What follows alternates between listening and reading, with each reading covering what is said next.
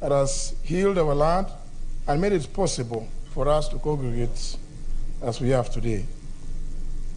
We have transited from the worst of COVID-19 pandemic, even though we are reminded not to drop the guard. We have remained consistent in meeting annually for this day of prayer, including the last one in 2021, when we held the prayer breakfast partly virtually and partly physically within the precincts of Parliament.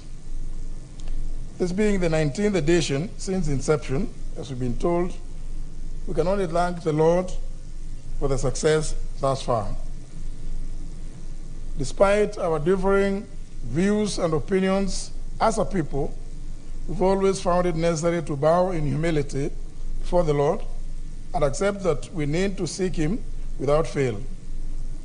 This unity in humbling ourselves can only be the doing of the Lord.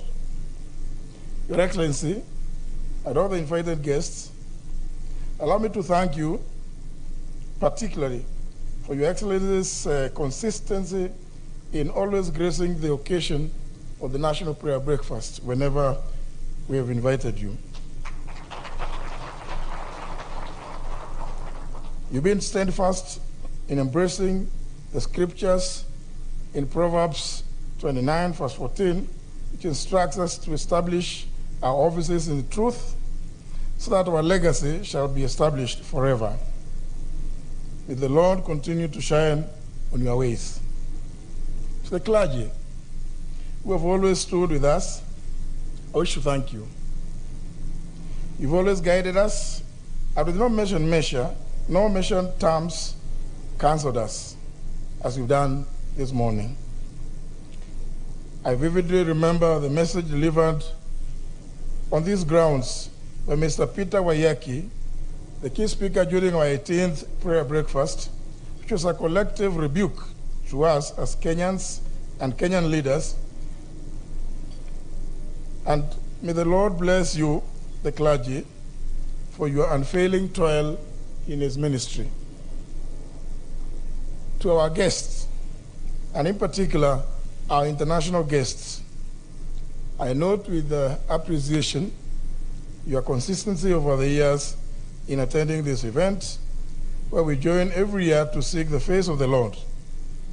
We are indeed one family in the Lord, and praying together is what the Lord expects of us. To the members of the 12th Parliament, may the Lord bless you and your work and sacrifice.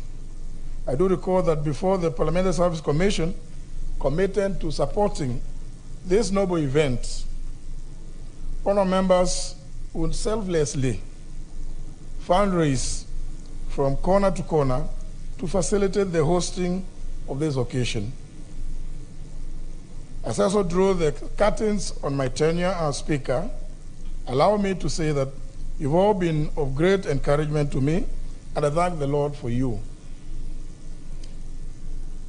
As I conclude my remarks, Your Excellency, allow me to say some special thanks for those Kenyans and Kenyan institutions that have always stepped in to assist in organizing this event, the various prayer groups within Nairobi and without, and more particularly, the prayer group, the parliamentary prayer group that meets every Wednesday morning within Parliament. I cannot help but delve into the theme of this year's National Prayer Breakfast, transitions.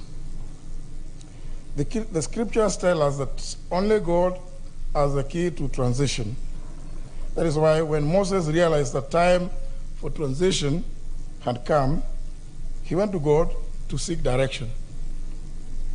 For God to favor us with His grace and grant us a successful transition, we need to remain true to His word.